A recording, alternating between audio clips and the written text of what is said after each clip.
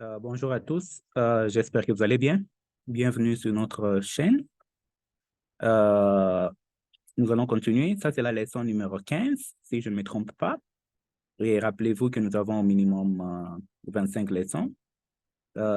Si c'est votre première fois, mon nom est Isangoï. Je suis enseignant dans plusieurs universités. Je suis instructeur Microsoft, Cisco et IBM.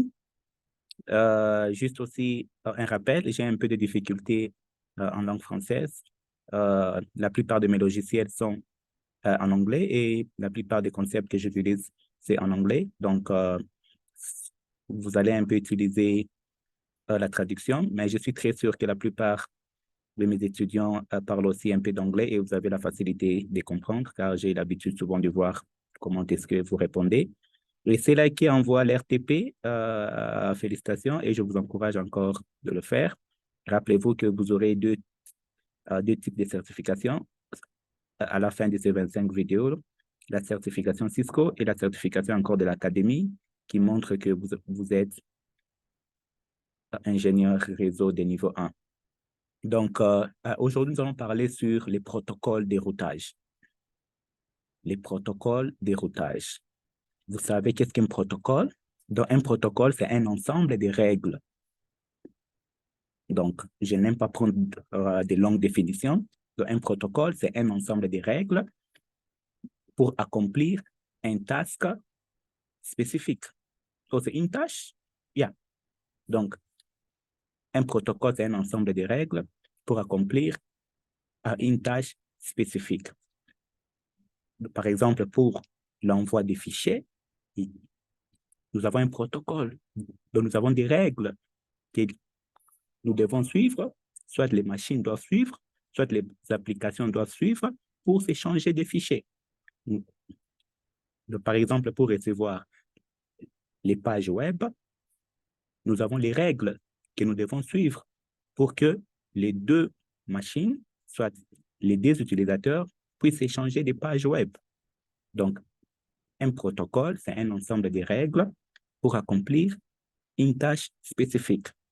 Donc, celui qui envoie et celui qui reçoit doivent suivre les règles pour que la communication soit facile, soit pour que la tâche puisse être exécutée. Maintenant, je vais donner la définition d'un protocole. Protocole, ensemble de règles pour accomplir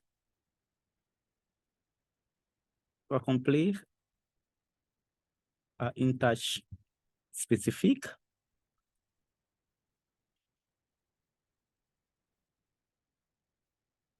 J'écris protocole. OK. Je vais essayer un peu de chercher la correction. Oh, tout est en anglais. Je ne sais même pas comment. OK. Vous allez arranger. Maintenant, nous allons parler des routages. Je vais essayer de partager mon écran. Je vois qu'il y a, il y a certaines choses que vous ne voyez pas ce que je suis en train de faire. OK. Donc, les routages, c'est le fait d'envoyer un message d'un réseau à un autre. Donc, c'est un processus. Comment on écrit encore processus? Et je souffre, mes amis, avec le français. Un processus. OK, je vais laisser ça comme ça. Vraiment désolé, vous pouvez me comprendre. Donc, je ne sais même pas faire la correction car tout ce que j'utilise est en anglais et moi-même aussi, je ne suis plus bon encore en langue française. Donc, c'est un processus qui va vous aider de transférer un message d'un réseau à un autre. Donc, je peux dire que c'est un processus de transfert d'un message. Ce message-là, nous l'appelons paquet, d'un réseau à un autre. n'est-ce pas? C'est ce qu'on appelle les routages. Donc, maintenant, nous allons parler sur les protocoles des routages. Les protocoles qui vont nous aider à prendre un message d'un réseau à un autre. Maintenant, nous allons parler sur les protocoles des routages. Oh, OK, je peux les écrire comme ça.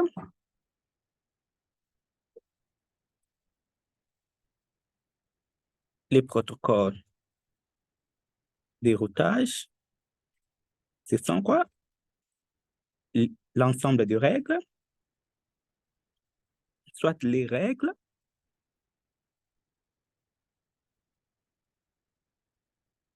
qui vont, les règles pour soit les logiciels ou algorithmes des transferts, des transferts d'un message ou paquet d'un réseau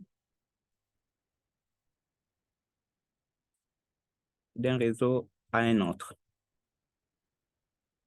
C'est ce que nous appelons les protocoles des routages. Donc, ce sont des algorithmes qui vont vous aider de connecter, soit de transférer votre message que nous appelons paquet d'un réseau à un autre.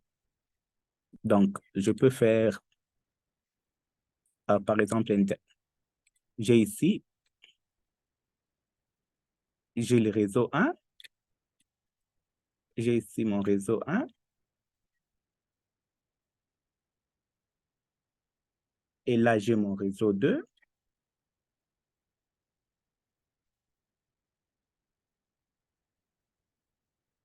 Maintenant, je cherche à connecter ces deux réseaux, n'est-ce pas?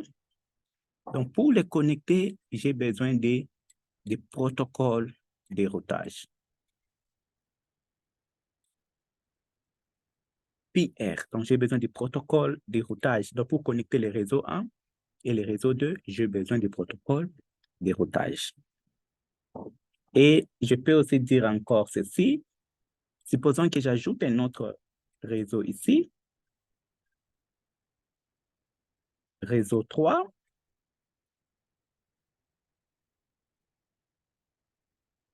Et je vais connecter mon réseau 1 au réseau 3 et mon réseau 2 au réseau 3. J'aurai besoin de quoi? Des protocoles de routage. J'ai besoin des algorithmes qui vont m'aider à connecter ces réseaux. N'est-ce pas? C'est ce qui c'est très simple à comprendre. Donc, les réseaux, quand vous avez différents réseaux, pour les connecter, vous avez besoin des protocoles de routage. Donc, pour connecter différents réseaux, nous avons besoin des protocoles de routage. N'est-ce pas? Donc, il n'y a pas un autre moyen pour connecter les réseaux. Donc,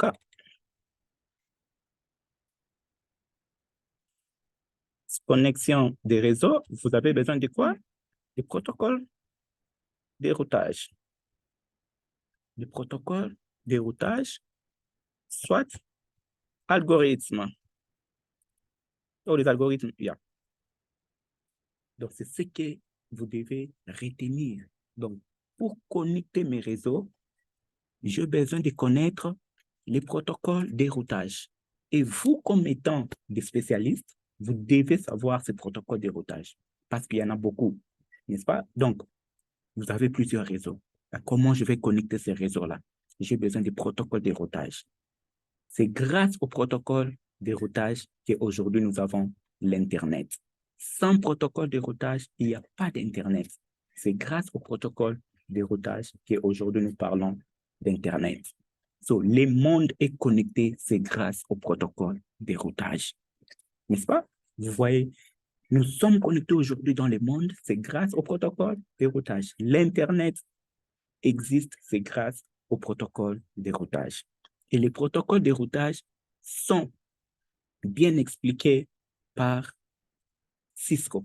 Donc, nous pouvons dire que le monde est connecté grâce au réseau Cisco, n'est-ce pas? Donc, c'est ce que vous devez retenir. Donc, ce qui peut vous différencier d'un ingénieur de niveau 1 et d'un ingénieur de niveau 2, soit un spécialiste en réseau informatique, c'est quand vous maîtrisez les protocoles de routage. Parce que c'est ce qui va vous permettre même de comprendre les réseaux à grande distance. Par exemple, les Wide Area Networks. Donc, quand vous maîtrisez les protocoles de routage, vous n'êtes plus un simple ingénieur, vous êtes un ingénieur de haut niveau. Donc, vous devez maîtriser les protocoles de routage parce que le protocole de routage va vous prendre même 40% de la connaissance d'un ingénieur, n'est-ce pas? C'est ce que je voulais juste que vous puissiez d'abord comprendre. Et quand nous parlons de la connexion des réseaux, nous parlons de la connexion des routeurs. Vous comprenez? De connexion des réseaux égale connexion de routeurs. N'est-ce pas? Donc, à chaque fois que je vous dis que réseau 1, réseau 2, réseau 3, donc cela veut dire routeur 1, routeur 2, routeur 3. Donc, je peux dire, par exemple, ceci. J'ai mon routeur 1. J'ai mon routeur 2. N'est-ce pas? Par exemple, pour ceux-là qui sont à Kinshasa, je peux appeler ça, par exemple, Massina, un routeur qui est à Massina. Et par exemple, ça, c'est Lemba. C'est juste des communes, hein? Soit des cities, something like that. So, ça se trouve dans une autre localisation, ça aussi dans une autre localisation. Maintenant, vous voulez connecter ces deux routeurs, n'est-ce pas? Pour les connecter, vous avez besoin des protocoles de routage, des algorithmes qui savent comment connecter les routeurs. Donc, j'aurai besoin d'un protocole de routage ici, et PR. Je dois savoir comment configurer les PR. Parce que les réseaux ici vont avoir, par exemple, quoi? Vous aurez ici, il y a votre commutateur qui est connecté là-bas. Et vous avez des machines là-bas.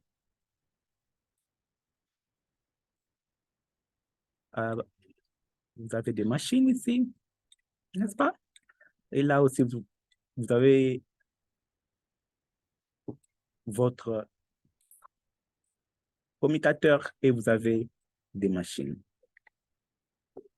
n'est-ce pas? Maintenant, ça, par exemple, c'est PC numéro 2. Mais non. Alors, PC numéro 2 veut communiquer avec PC 1. Donc, la communication doit aller d'abord au routeur 2 et routeur 2 doit savoir comment atteindre routeur 1 pour que votre message puisse aller sur PC 1. Donc, routeur 2, vous allez configurer les protocoles de routage. Sur routeur numéro 1, vous allez configurer les protocoles de routage pour que ces deux réseaux soient en communication. N'est-ce pas? Alors, je ne sais pas comment je peux aller en bas. Comment aller à la page suivante? Moi, je ne suis pas fort. Hein. OK. Donc, c'est un peu ça. Donc, vous devez retenir ceci. Pour que je puisse connecter différents réseaux, j'ai besoin du protocole de routage. Soit, si j'ai plusieurs routeurs, pour connecter mes routeurs, j'ai besoin du protocole de routage. Sans cela, il n'y aura pas moyen de connecter mes réseaux, n'est-ce pas? Donc, je peux avoir ici, j'ai building 1 au bâtiment, par exemple, il y a bâtiment 2, c'est ça notre bâtiment. Là, il y a notre bâtiment 1 pour même entreprise. Bâtiment 1.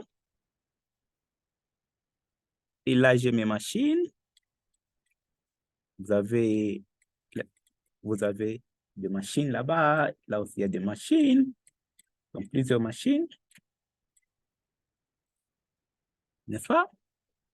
Et vous connectez vos machines. Vous les connectez, par exemple, il y a un routeur ici. Routeur 1. Et là aussi, vos machines sont connectées à un routeur 2. Maintenant, là, vous avez, par exemple, il y a aussi, OK, je peux faire un autre site. Il y a un autre bâtiment là-bas.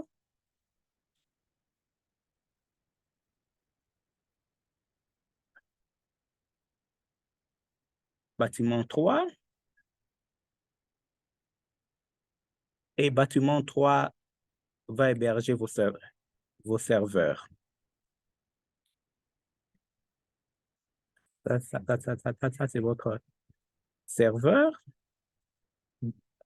Et votre serveur aussi est connecté à un routeur.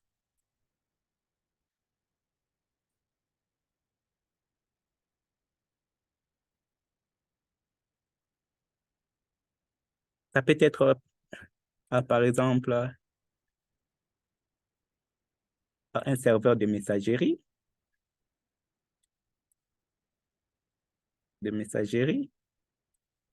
Donc, vos messages seront sauvegardés ici, dans les serveurs. Donc, c'est-à-dire les utilisateurs dans le bâtiment 1, dans les bâtiments 2, les adresses email seront managées par ce serveur. Donc, tout ce qu'ils vont commencer à faire vont aller dans ce serveur. Ce serveur va gérer leur messagerie. Mais il faudrait que ces utilisateurs, les utilisateurs du bâtiment 1, du bâtiment 2, puissent avoir l'accès au serveur. Maintenant, comment connecter ces trois bâtiments? Vous aurez maintenant là, c'est là que maintenant vous aurez besoin. Donc, vous voulez, par exemple, comme ça, soit vous voulez juste connecter les routeurs 1 au routeur 3. Je peux faire ça même comme ça, n'est-ce pas? Maintenant, dans ce cas ici, c'est là que vous aurez besoin des protocoles de routage. Donc, vous devez configurer les RP, les protocoles de routage là-bas. Oh, PR. Moi, je mets les RP, right? Routing protocol, c'est la même chose. Vous configurez votre PR ici. Je peux, pour ne pas confondre, je peux mettre ça en français. Les PR, les protocoles de routage là-bas. Il faut configurer aussi les protocoles de routage. Il faut configurer aussi les protocoles de routage. N'est-ce pas? Donc, quand vous terminez, donc cela maintenant va permettre aux utilisateurs du bâtiment numéro 1 d'avoir accès au serveur. N'est-ce pas? Rappelez-vous que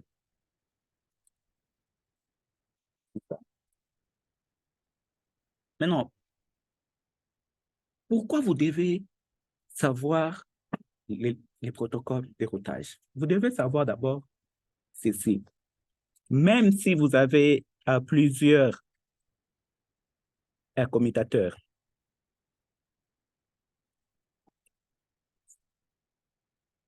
de niveau 2, donc plusieurs commutateurs, surtout de niveau 2, vous êtes toujours dans un réseau. Donc, les commutateurs vous permettent d'être dans un seul réseau. Donc, je peux avoir 100 commutateurs, surtout de niveau 2, hein, parce qu'il y a des commutateurs de niveau 3 et de niveau 2. Je parle des commutateurs de niveau 2 qui utilisent les adresses physiques des équipements pour les connecter. Donc, quand vous avez les commutateurs, vous êtes dans un seul réseau. Et Rappelez-vous que dans un seul réseau, vous aurez des problèmes de sécurité, des problèmes de la vitesse de connectivité, n'est-ce pas? Et là, vous aurez aussi les problèmes de maintenance. Maintenant, pour pallier à cela, voilà pourquoi vous pouvez créer différents réseaux pour la même entreprise, différents réseaux. Et maintenant, vous allez vous dire, OK, maintenant, j'ai créé plusieurs réseaux. Comment je peux connecter mes différents réseaux? J'ai besoin des routeurs. J'ai besoin des protocoles de routage qui vont me permettre de connecter mes routeurs. Supposons que vous avez votre entreprise. Dans votre entreprise, il y a des départements. Il y a les départements de marketing, les départements de finances, les départements de ça, des logistiques. Dans chaque département, il y a des ordinateurs, soit des équipements. Maintenant, votre département des logistiques, votre département de marketing, votre département des finances et consorts, vous voulez les connecter, vous allez les connecter en utilisant des routeurs. Et les routeurs, leur langage, c'est les protocoles de routage. Donc, le protocole de routage, c'est les langages des routeurs. N'est-ce pas? Donc, vous devez savoir maintenant comment connecter les routeurs et comment ces protocoles de routage fonctionnent. Maintenant, comme nous parlons des protocoles de routage, vous devez savoir ceci. Lorsque nous parlons de protocoles de routage, nous avons deux types. Il y a des protocoles de routage qui sont intérieurs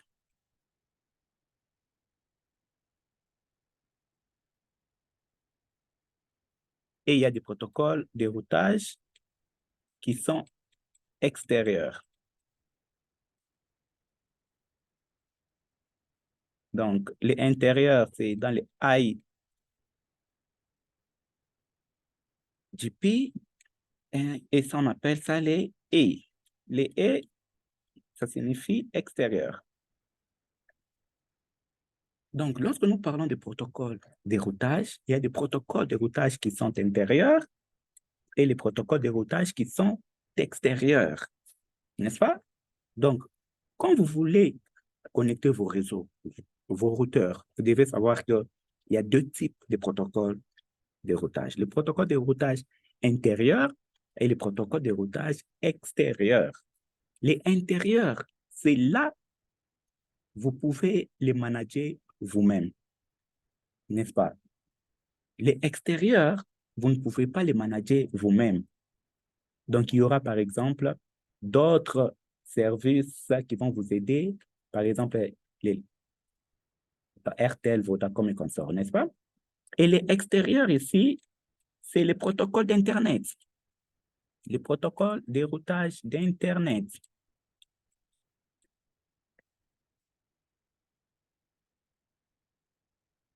Soit des services providers.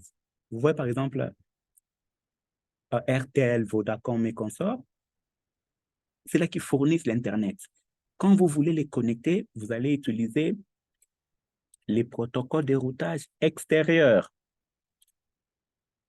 Parce que c'est ça qui, les protocoles de routage extérieurs vous permettent de connecter les fournisseurs d'accès d'Internet, les FAI. Donc, ça vous permet de connecter les fournisseurs d'accès d'Internet. Par exemple, je vous ai dit Vodacom, RTL, Tigo et consorts. Donc, quand les fournisseurs d'accès d'Internet veulent communiquer, donc, eux, ils vont utiliser quoi? Les protocoles de routage extérieurs. Ce sont là les algorithmes qui savent comment connecter les fournisseurs d'accès d'Internet. Donc, les langages d'Internet, c'est grâce au protocole de routage extérieur. Les plus grands protocoles de routage extérieur, nous l'appelons les BGP. Les BGP. Donc, c'est ça les langages d'Internet. Les BGP, c'est ça les protocoles de routage pour connecter les fournisseurs d'accès Internet. N'est-ce pas? les BGP. Donc, quand vous êtes un ingénieur et vous maîtrisez les protocoles de routage BGP, c'est les plus hauts niveaux de connectivité, les plus hauts niveaux des protocoles de routage. Donc, vous êtes spécialisé dans la connexion des fournisseurs d'accès d'Internet. J'ai toujours donné ces conseils à plusieurs personnes. Ne faites pas de l'intelligence artificielle. C'est bien. Ne faites pas l'apprentissage de machines.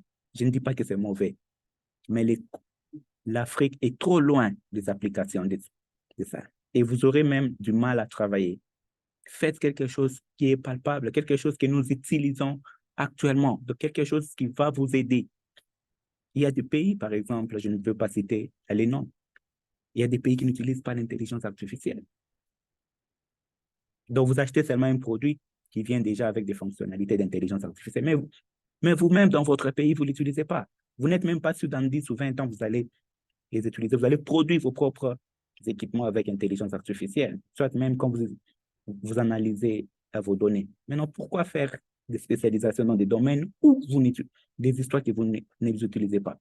Je conseille souvent les gens, vous voulez faire un master, vous voulez faire votre mémoire, faites par exemple le protocole de routage BGP, les protocoles de routage qui connectent les services, les fournisseurs d'accès à Internet.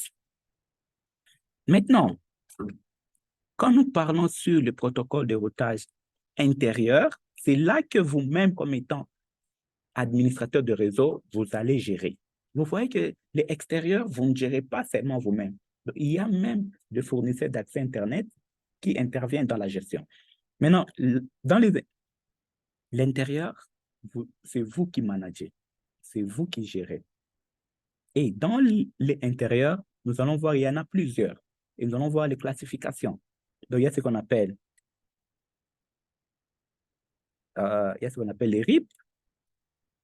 Il y a les RIP, il y a les RIP version 2, il y a les RIP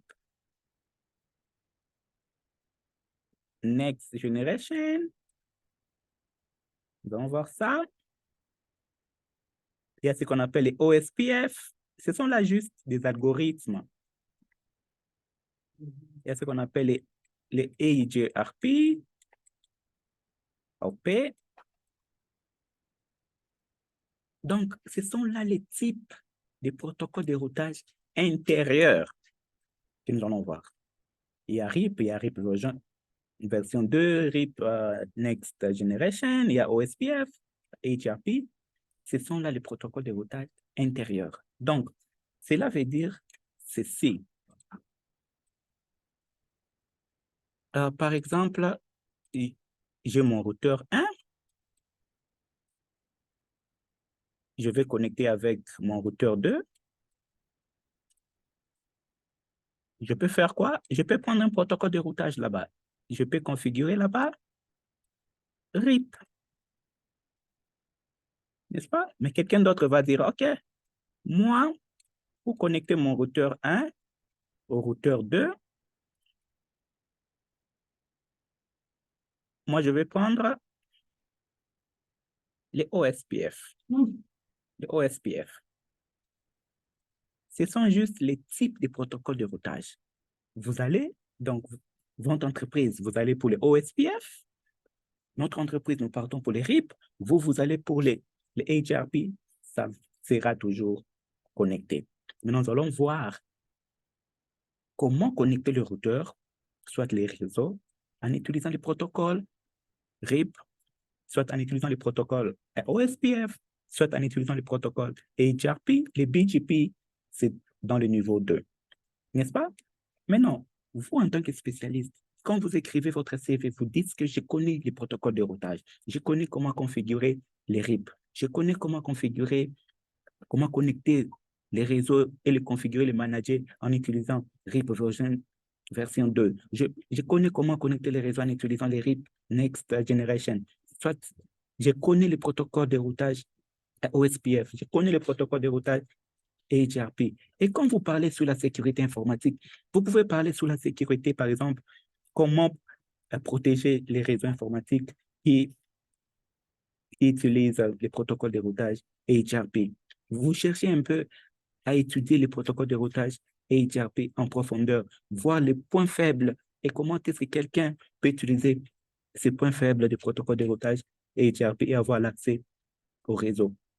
Faites quelque chose qui est praticable. Ne restez pas dans je ne sais pas comment est-ce que je peux le définir, n'est-ce pas? Dans d'autres pays, on ne développe pas des applications. Mais vous allez voir que 70% des étudiants en informatique, ils s'intéressent aux applications parce qu'ils savent que je peux prendre les codes et quand je fais là, la page va apparaître.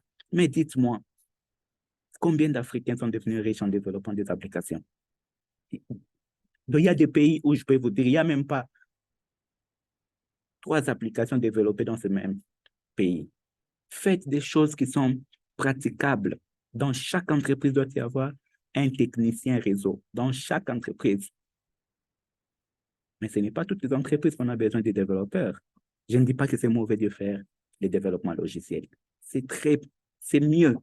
Mais regardez les pays où vous vivez. Regardez quelque chose qui est praticable. Maîtrisez la maintenance des ordinateurs. Quand vous comprenez la maintenance des ordinateurs, faites les réseaux informatiques, car ça vous permettra de faire des petites choses. N'est-ce pas? Regardez les pays où vous êtes, regardez quelque chose qui est praticable. Ne rêvez pas des histoires que vous n'allez jamais faire. Moi, je commençais l'informatique peut-être vers les années 2002-2003. Mais je peux vous dire jusqu'à présent, je n'ai aucun ami qui fait réellement sa vie avec le développement des logiciels. N'est-ce pas? Parce qu'à un certain moment, ça bloquait. Et la plupart, quand on les engage, ils arrivent là-bas, ils commencent à faire, par exemple, l'administration de bases de données et ils commencent à faire des réseaux informatiques encore. Donc, faites quelque chose qui est praticable. Faites quelque chose, développez des mémoires qui vont vous aider en pratique, n'est-ce pas? Vous pouvez aller dans une entreprise où on vous leur proposer un protocole de routage qui est beaucoup plus efficace que ce qu'ils utilisent, n'est-ce pas? Donc, c'est ça et nous allons évoluer. La prochaine vidéo, je vais vous montrer maintenant comment connecter le routeur, la configuration en utilisant ce protocole de routage. Mais pour vous-même, prenez un bout de papier, vous commencez à étudier, OK, le protocole de routage intérieur, RIP. RIP veut dire quoi? Quels sont les éléments de RIP?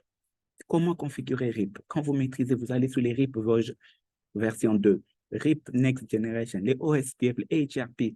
Quand vous écrivez votre CV, quand vous parlez aux gens, vous dites que je maîtrise le protocole de routage. Je connais comment connecter les réseaux, n'est-ce pas? Donc, il n'y a rien qui peut connecter les réseaux sans le protocole de routage. Il n'y a que les protocoles de routage qui peuvent connecter les réseaux. Et c'est ce qui sépare les ingénieurs. Ce qui va séparer votre niveau de connaissances en réseau informatique. Quand vous maîtrisez le protocole de routage, vous n'êtes plus n'importe quel type d'ingénieur, vous êtes un ingénieur de haut niveau. Et approfondissez, vous pouvez aller même au BGP, les protocoles de routage d'Internet, les protocoles de routage pour connecter les services à providers, soit les fournisseurs d'accès Internet. Donc, je vous encourage à aller plus davantage, n'est-ce pas? Pour résumer tout ce que je vous enseigne, si nous parlons sur les protocoles de routage. Qu'est-ce qu'un protocole? L'ensemble des règles pour accomplir une tâche spécifique. Et ces ensembles de règles doivent être respectés par les équipements, soit par les utilisateurs, n'est-ce pas? Et qu'est-ce que le routage? C'est le processus d'envoyer un message d'un réseau à un autre. Maintenant, le protocole de routage, c'est le protocole qui nous aide à connecter, soit à transférer le message d'un réseau à un autre réseau, n'est-ce pas?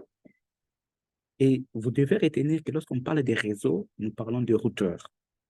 Maintenant, les routeurs ne peuvent pas être connectés sans l'intervention du protocole de routage. Je ne peux pas connecter mes réseaux. Pour que mes réseaux puissent communiquer, j'ai besoin du protocole de routage.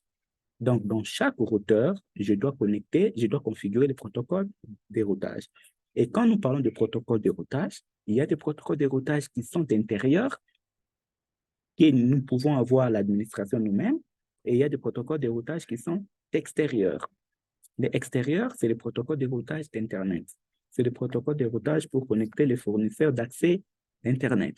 Et quand nous parlons de protocole de routage intérieur, il y en a plusieurs. Il y a les RIP, il y a les RIP version 2, les Next Generation, il y a les OSPF, il y a les HRP. Ce sont juste des algorithmes, n'est-ce pas? Vous qui faites le master, vous qui faites vos mémoires, vous pouvez chercher à avoir, par exemple, la rapidité quand vous allez, vous, vous pouvez faire la comparaison entre les OSPF et les HRP.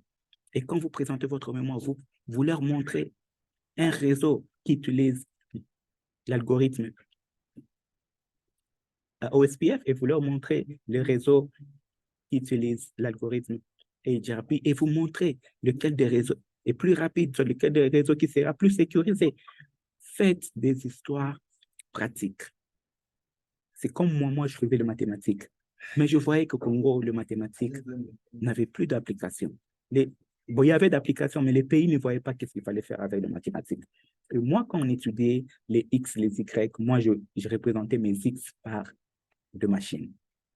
Je voyais déjà le machine. Tout ce que j'ai étudié en mathématiques, je faisais les mathématiques et l'informatique à l'université de Lubumbashi. Moi, je ne voyais que l'informatique. Je voyais que comment connecter le machine. Donc, je prenais mes applications mathématiques et je les amenais en informatique. La plupart de mes amis étaient là, bornés avec des formules, les consorts, mais moi, je voyais plus mes mathématiques dans les réseaux informatiques. Donc, tel que je vous ai dit, et rappelez-vous que quand vous allez terminer, avant que vous puissiez avoir votre certificat, vous serez obligé de présenter un projet. Et ce projet-là, nous allons vous assister et nous allons voir comment est-ce que vous allez terminer votre travail avant la soumission, n'est-ce pas? Ne cherchez pas des histoires qui vont, vous êtes là, vous rêvez à comment faire les Java, comment faire les C++, comment coder en ça, comment coder en ça. Certains pays, on ne développe pas des applications. Et même les jeunes qui sont très, très, très meilleurs. Je ne connais pas un ingénieur, je ne connais pas quelqu'un qui s'est fait 100 000 à 200 000 dollars avec son application. Si du moins vous connaissez dans votre pays, vous pouvez me le dire. Ça vous prend beaucoup de temps et les pays en question ne s'y intéressent même pas. Il n'y a même pas une idée sur ça. Faites quelque chose qui va vous aider dans 10 à 20 ans. Parce que vous allez vivre que les 10 à 20 ans. C'est là que vous allez vivre. Mais non, ne partez pas. Par exemple, je peux vous donner maintenant une idée. Vous pouvez utiliser l'intelligence artificielle pour, par exemple, surveiller ce qui se passe dans les réseaux qui utilisent les OSPF, soit les HRP. Donc, vous prenez l'intelligence artificielle, vous l'appliquez en réseau. Là, c'est un peu praticable. Merci vraiment. Je n'ai pas voulu que ma vidéo soit un peu longue et restez connectés. Et surtout, je m'excuse, j'ai beaucoup d'étudiants dans le monde. Et par jour, je suis obligé de faire différentes leçons. Voilà pourquoi parfois, je n'arrive pas à respecter mes calendriers. C'est parce que je suis trop pris. Différentes classes dans différentes villes. N'hésitez pas aussi à me contacter aussi quand vous avez des petites questions. Merci bien.